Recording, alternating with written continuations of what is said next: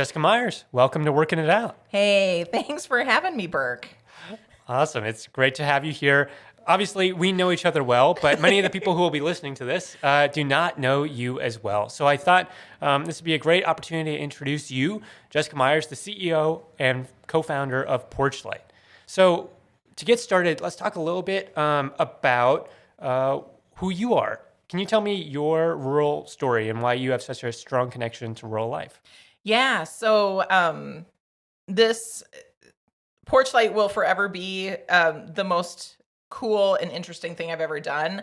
I am an old farm kid. That's how I always describe myself. So I grew up on a dairy. I had the traditional story that kids always have, where I had my school clothes and then I had my chore clothes. And so grew up in a dairy farm in the 80s. I experienced the milk crash that I am discovering as I say that to people. There's so many generations now that don't even know what that is, but that was the impetus that changed family farms that we're still feeling today.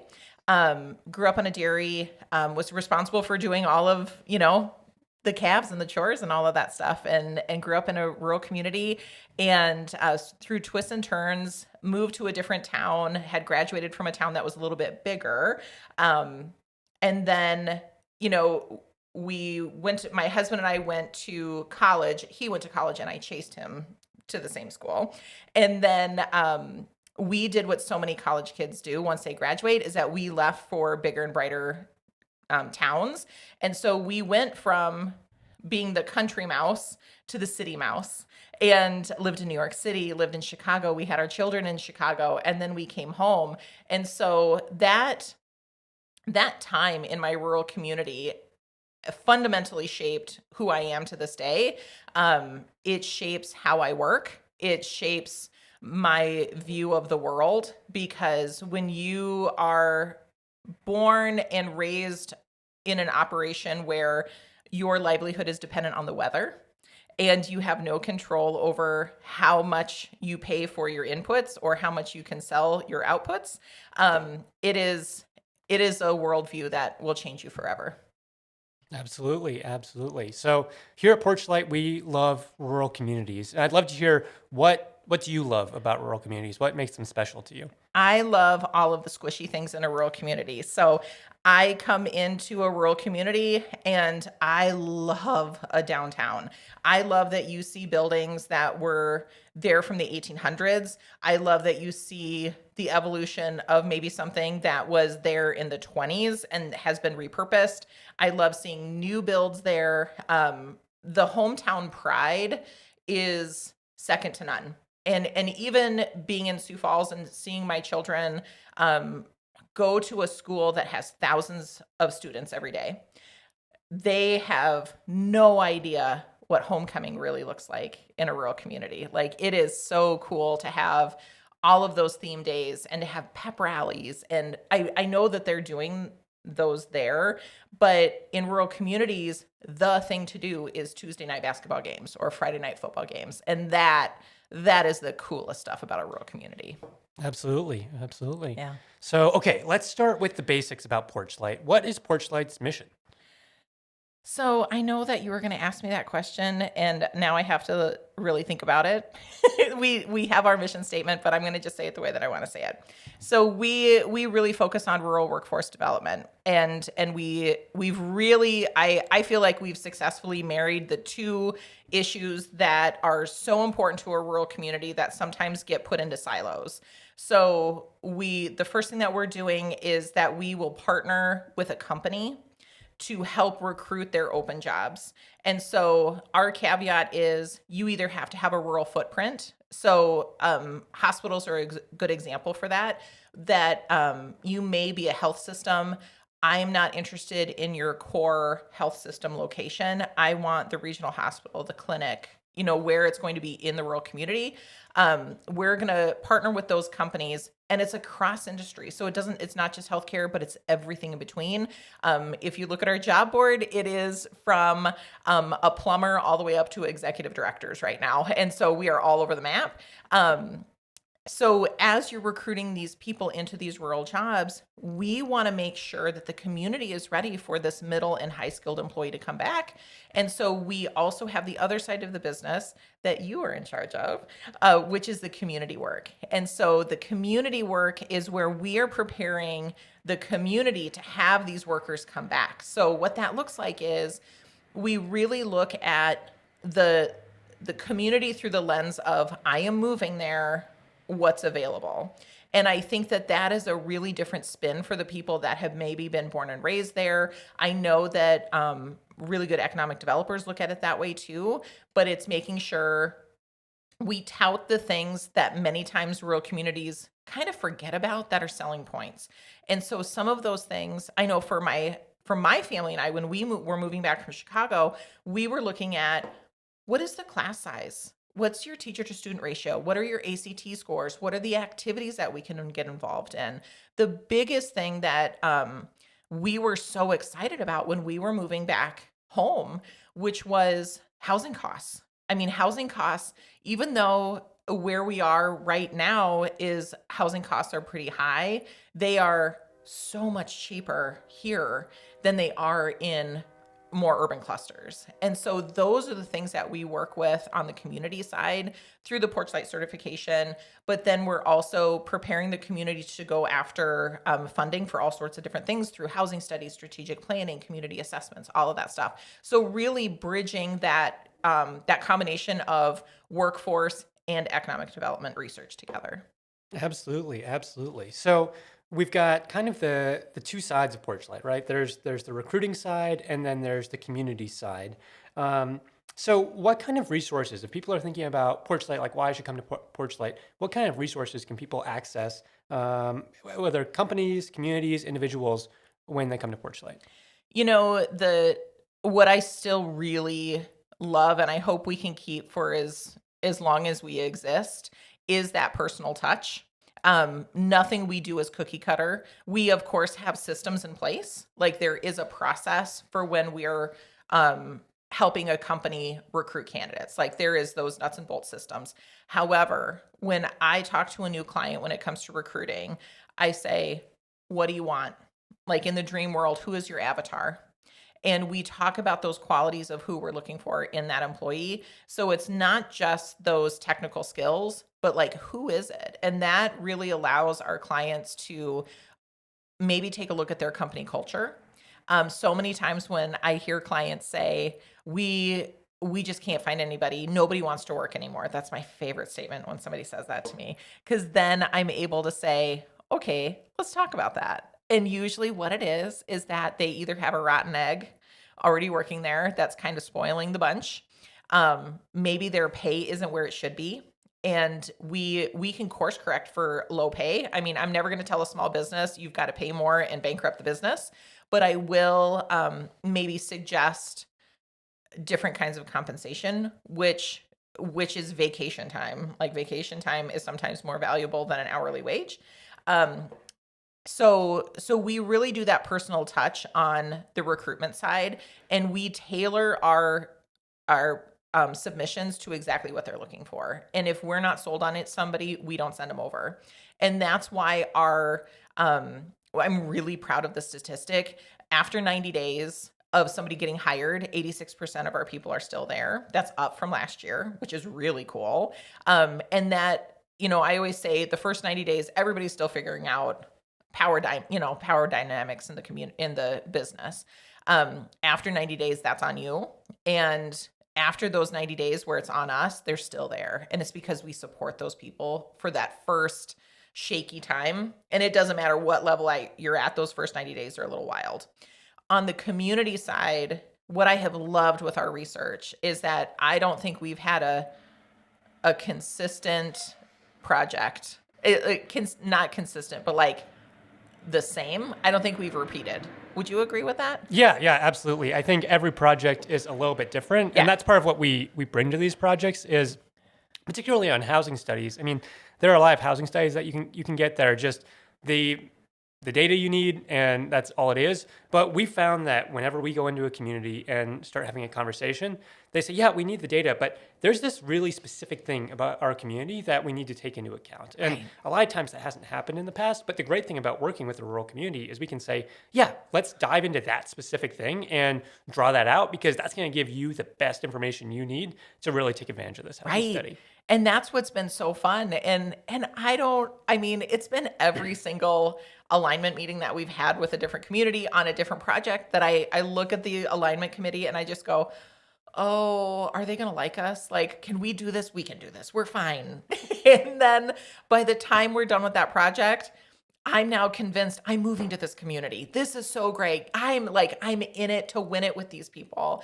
And it's because you can feel their hometown pride and their love of their community. And it's tough to be a visionary in a rural community because the right now the way that funding is looking and resources and even perception of the community sometimes from the people that live there, like you're going against the grain. And so I find it such a great honor that we get to come in and be their champion. And 9 times out of 10, they already know their answers, but they need to bring an outside person in to ask the exact same questions, and the community responds to us. And it's so reminiscent. I'm a mom of now teens and 20 somethings, and it's so similar to when like a parent says, "Can you please do this?" and a kid completely ignores you, but the other parent says the exact same thing and then they hop right to it. I feel like PorchLight is the other parent and we're able to go in and just say, okay, how do you feel about this? And people just spill the beans with us all of the time. And it's absolutely lovely. And Yeah. it's such an honor to work in these rural communities. Absolutely, absolutely. I think that's one of the things we hear the most is we go into a community and people already kind of know what the main challenge is. I mean, we ran into that. We worked on a project in Salem where they knew Right. they needed an after-school program, but we found people know in the community know what's going on, but they need the proof point. They need the hard data. They need someone to take a rigorous approach and talk to a bunch of people and put it into a report so they can take it to a funder or to the community and say, okay, we are actually all on the same page here, because sometimes there's a lot of different voices around and Right. it can feel like, well, maybe we're not on the same page. And then you collect the actual data and you go, no, everyone's aligned. We need to move forward. And now Salem has an after school program that they've set up in their community, right? Yeah. And that, with that project, I think what was so wild about Salem was from and I think what's really cool in how you and I work together is that you are the data guy and I am the people person, right? And so what we found out in Salem is that not only did they want a second childcare center, like their childcare center that they have is great, it's doing its job, but the community said, we not only want a second one, but we want to pay more. And like, when does that ever happen? When you have a group of community members saying, we will pay more money for childcare. Can we have a second one? And we were like, oh, okay. Like usually people want a deal, right? They want it to Yes. be less. Nope, they wanted more. Yes. I mean, that was a great example of there were things that they already knew in the community and there were the things they didn't. Right. And I think everyone knew we probably need to pay more to get more childcare in the community. But what we were able to show is people are actually willing to pay more. They say, this is how much I pay now, and this is how much I'm willing to pay for childcare. And that's because of the dynamics of the community Yeah. and I mean, the difficult economics of childcare things. But people are like, this is really important to me. Like, let's make this happen. Yeah. It was yeah, great. Absolutely. That was a fun project. Yes, definitely.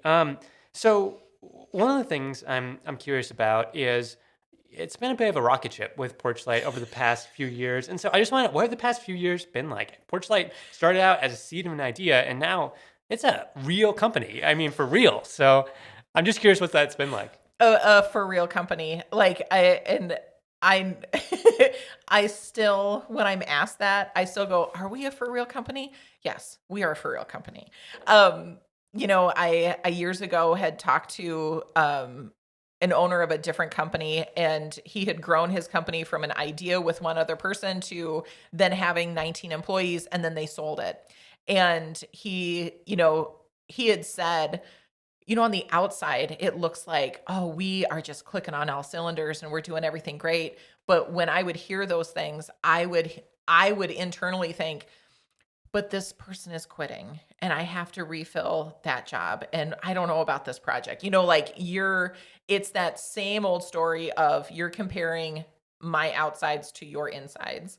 And so when people say like PorchLight is a for real company, I have to sometimes pause and say, you are correct, because we are recording a podcast in our offices and we keep getting paychecks. And so like it's real. So when we started this, it started as an idea through a project-based leadership course. I'll always be forever grateful to the Change Network for allowing us to have a project and not only help us develop the idea, but give us the seed money to start. And that was really, really wonderful. And then the second round of grant money was from SD Biotech, that they said, hey, we believe in you. We see what you're doing. And that relationship with biotech has been so spectacular, because now that we are an established company, we're in our 5th year. Now we're able to go back to biotech and say, I see your business is growing. Let us help scale and be a part. Let's be a strategic ally for you guys.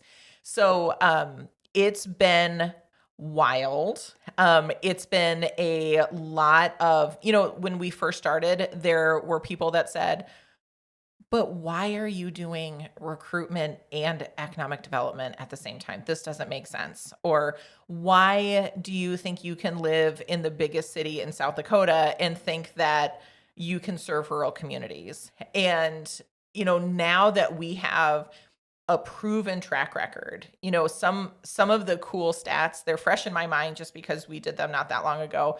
Like last year, we put $1 million worth of salaries into rural communities. Those are real jobs. Those are real people living in rural communities. And we know through research that a salary planted in a rural community rolls over 7 times in that community.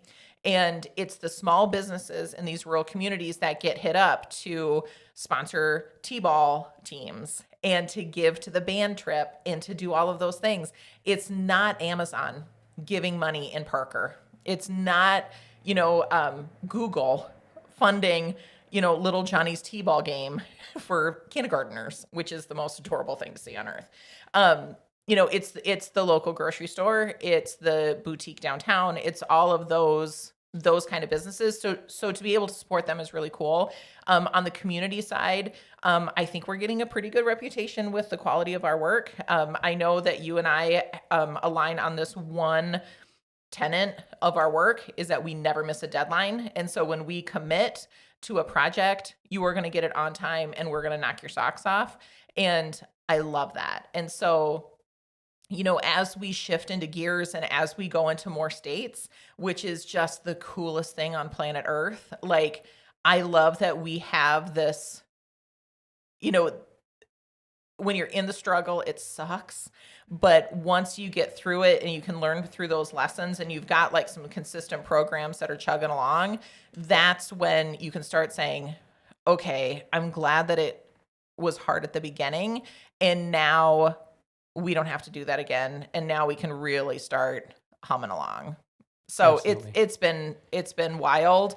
And, as the owner, lots of sleepless nights, but, I don't regret a dang thing. It's so much fun.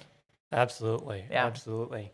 One of the things I'm thinking we should talk about is, I think a lot of times people at a high level understand what a recruiter is, but they don't really understand, how does a recruiter apply to my business? What does a recruiter do? And when I have that conversation with folks, people suddenly understand, oh, I see why that's so valuable. So can you talk about, what does a recruiter actually do? Right. And there's really when you go into a 3rd grade class and you say, what do you want to be when you grow up? I guarantee there are 2 jobs that people never pick. The first one is a recruiter, and the second is an economic developer. There are no schools for either of these jobs, so you kind of have to fall into them. So, maybe I will answer your question by saying what we're not. Okay. A recruiter is not HR. And I say that all of the time. I love HR professionals. They are some of the most wonderful, soft, heart-centered human beings on earth. And that is never something that I would be described as. I could see you setting that up. I was like, oh boy. And I say that only because a recruiter works alongside HR. And when you look at, I'm going to say a mid-sized company, HR many times is the last thing that is hired into an organization. And it's because they've scaled so much that they need someone to help with. Sometimes HR gets tied into accounting and payroll, and then they have to do all of the OSHA requirements and, all of those things that the last thing that gets put on their plate is hiring people. Or if you are a smaller business, I mean, specifically in rural, the biggest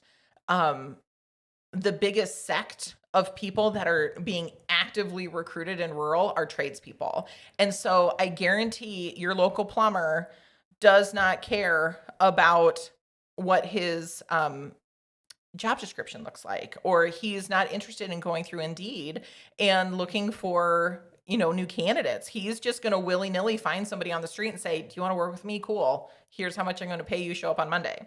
And so a recruiter comes in as an assist to HR. So we are never in competition with their hiring practices. We are a tool to be used with these companies to help really target exactly who they're looking for. So some of the things that we do when we have a new client, I sit down and the first thing I ask them is, who's your avatar? And so we say, like, what are the qualities you're looking for? Then we go through their job description and we say, okay, what are the have to haves? What are the like to haves? And what are the non-negotiables? And so as a recruiter, they get to talk to me straight. And that's why I always say that. I'm like, you just say it. You're not going to get in trouble. I just need you to spit the words out, and then I can filter it and make it sound appropriate. At PorchLight, we are very, very adamant about pay transparency. And so every single one of our jobs that's posted on our job board, or when we are working with someone, somebody right out of the gate knows how much the pay range is. And it's a reasonable pay range. That's what's so important. So I don't know a single person working a job for free. I don't know anybody that says, oh, this job seems nice. I wonder how much it pays. And I know for me, when I am looking at, other businesses that I may know, or like, that sounds like a cool job. How much does this job pay? And it doesn't have the pay range on there. I'm like, ooh, that's a mistake. And I don't know. Pay transparency is a big deal because that immediately targets your talent pool. So some of the things that we do on the recruitment side is we will go through, when we have a job, we post it out, it sends to a bunch of different job boards in addition to ours. So we're getting a pretty good national reach. We will go through, make sure that resume looks great. If the job requires any kind of license or certifications, we'll verify those. Many times those are for upper level jobs or healthcare or those kind of things. We make sure that they are actually licensed and they legally can do what they're going to do. And then the thing that's really cool is that we check their references before they even get over to our clients. So instead of a client, and this actually happened in January of this year, we had a client say, I posted a job, I had 100 applicants, I was so overwhelmed, I didn't hire any of them. And so, which is absolutely true, because how does one owner have time to go through 100 candidates? And so we took over the search. We sent her 3 candidates. She hired one. She's in love with this person and is the happiest lady, and is now sending us to her industry partners to help them hire, because they're like, oh my gosh, you made it so much easier. So we really do tailor those submissions to, on average, there's between 3 to 5 candidates that go over per job. And I tell every client, we're going to send you duds. We just are, because we're figuring out exactly what you like. And I require that direct feedback back from them, because nobody's perfect, including us, but we need to hear it. We just can't have you suffer in silence and say, okay, never mind. We want to be able to course correct. So, so far, so good. I think honesty is the best policy. And as a recruiter, it's just so cool, because then you get to learn all about the people, you learn all about the client, and you kind of feel like a matchmaker, and you hear all of the stories about why people are looking for work too. We just had, with that person that had 100 people apply, when we hired the person who ultimately got that job, he told us, I'm moving up here because my girlfriend and I are going to move in together. And so I need to get a job because it's time. And we were like, oh my gosh, we are in it with you now. Like, we have to get this job for you. And so, it's not just we found a heartbeat and we're going to throw you into this job. We really are going to take the time, make sure you're the right fit, but then we're also going to support like your why on why you're looking for that job. It's just the coolest. Absolutely. Absolutely. So I think one thing that people may be thinking is, recruiter sounds great, but I'm in a rural community. We don't have the job pool. I'm going to, put it up in town and no one applies anyway. Like, why would I get a recruiter? Because you're not going to find anyone. Why do recruiters make sense in a rural community? Yeah, I mean, I think that's the biggest misconception. I mean, so many times people say, well, there are no jobs here. Nobody wants to move here. Nobody wants to work for this company. And what we have discovered time and time again, this was early on. I always answer your questions through stories. But early on, there was a job we put on our job board that it was a ranching assistant. I have never heard of this job before, and it was in Draper, South Dakota, population 42. And one of the perks of this job, there was a house on the ranch. I mean, this was a 1,000-acre ranch, right? Like, it's this huge, and it might have even been bigger than that. It's just a massive ranch. One of the perks is that there was already a house. So you're moving in, you're living in the house, so there's no overhead, and you were allowed to have 100 head of your own cattle on this land. And so I was like, all right, let's see what happens. And we got an applicant. And I was like, oh my gosh. And so we were new. I think we were maybe 6 months into the business. So I called this person. I was like, do you know that you applied for a job in Draper, South Dakota? Making sure that it wasn't a mistake. And he said, yes, ma'am, I did. And I said, okay, tell me about why, and I almost was asking it, not like, okay, tell me about your resume. And I was like, why are you moving to Draper? Because I was absolutely befuddled. And he said, well, I work in the bovine insemination business in Minnesota, and my girlfriend lives in Winter, and Draper is only 45 minutes away from there. And 45 minutes is a heck of a lot closer than 3.5 hours. And so I want to get closer. And I was like, oh my gosh, this makes complete sense. And so that, I always think about that experience, because once you post a job and you post it a little bit bigger, I envision it as that helicopter view of a job, then you open it up to a whole different talent pool. And now you're hearing these stories of, hey, I left and I'm trying to get back home and this is a cool job. Or my mom is aging and she's on this, this job is only 45 minutes away from where mom lives and I can stop in and see her now. And that is precisely why PorchLight exists, is that we wanted to create that pipeline for these skilled workers to come back into rural. And so, that's a really cool opportunity. I will say the other flip side, we tell people no a lot. Because some of these jobs, it just doesn't make sense to have a recruiter, because I'm not going to overcharge people and I just won't do it. And so we have our rural job board where you can throw a job up on our board for $20 a month. And at most, if you have multiple jobs, it's $150 a month. And that goes out to all of our job boards. We just don't recruit them, so we don't vet them.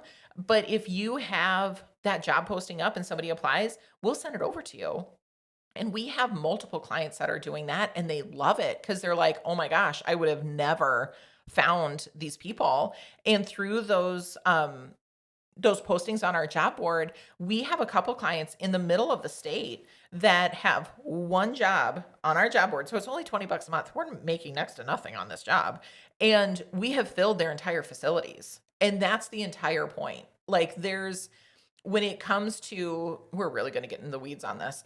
But when it comes to these recruiting boards, they're all tipped for pay to play. The more money you give them, the more exposure you will to have to jobs. However, in rural communities, it just doesn't work like that. Like, you can't afford to pay a website $6,000 a month to have your jobs posted because you're in the hole. And now these, especially an hourly wage job, you can't hire somebody where it makes sense. And so our rural job board is only meant for rural jobs, and it continues to surprise me on how wildly successful it is, because we have people applying for all of our jobs all of the time. Yeah. Yeah. I think that's been awesome. Of when we were first getting started with the job board, I was like, well, I don't know. Is it really going to do anything? And then it's just been time after time. It's Yeah. made a huge difference. I mean, and I think that's one of the things that PorchLight really adds value to for many rural companies is if you're a rural company, maybe you're hiring someone once a year, Right. once every few years, whereas we're hiring all the time. Yep. And so we just have those connections and the know-how and the things that you can just pay us to do some of those things Yeah. and instead of figuring it out on your own, which makes things, it's just not fun to, Yeah. to do all that when you want to be doing the thing you actually do as opposed to trying to figure out a hiring process. Totally. And no owner ever had a dream to start a company and say, I can hardly wait to do paperwork. I'm so excited to onboard a new employee. And, if we can help and be a little bit helpful with some of those onboarding things, we're happy to do it. But again, not HR. Yeah, I feel like Janet in The Good Place where she says, not a girl. I'm like, not HR. Yeah. So you touched on this a little bit earlier with one of the stories you told, but I'm curious just at maybe a higher level or with another story, why do people choose to live in the rural communities that we recruit to? Why are people going there? Oh my gosh. I mean, how much time do we have? I mean, I could fill the rest of the time with story after story on why people are living there. I mean, not everybody wants to move away. It's their home. I'm a fifth generation South Dakotan. And when it was time to raise our children, I mean, my husband and I lived in New York City for 2 years without kids and without family. We all, to this day, still say we had a 2-year honeymoon in New York City. And I mean, he was going to school and I was working, and it wasn't just, fun time. We were working, but we had that fun time. But when it was time to put our kids into school and it was time to be grown-ups, it was time to come home and get serious. And so we are at a point in America, I'm going to talk very big right now. We're in a point in America where there is a huge reshuffling that is happening, and our rural communities are going to be changing in a hurry over the next probably 10 to 15 years. The population right now that are in a lot of rural communities are aging at a much higher rate than more of the larger communities or urban clusters throughout the country. 75% of our communities throughout the nation are populations of 5,000 and fewer. So we have a huge pool of rural communities all over the country, with the exception of Rhode Island.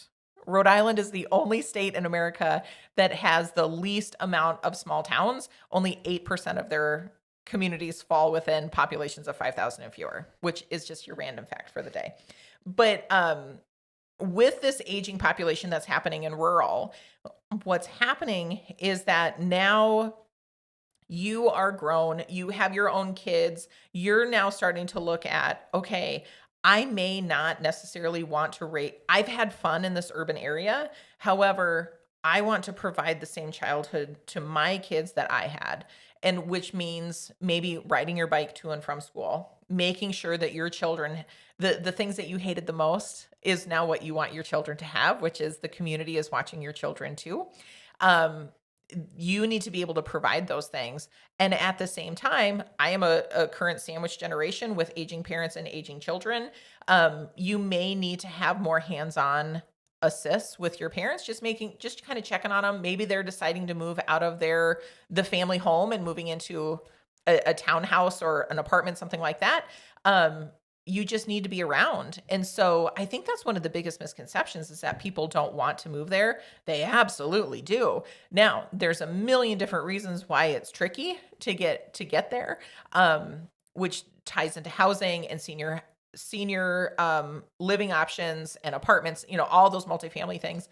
But people are wanting to move back and there are jobs waiting. That's the biggest thing. And most importantly, the internet exists. And so now with workforce, not all jobs, I always say you can't remote firefight.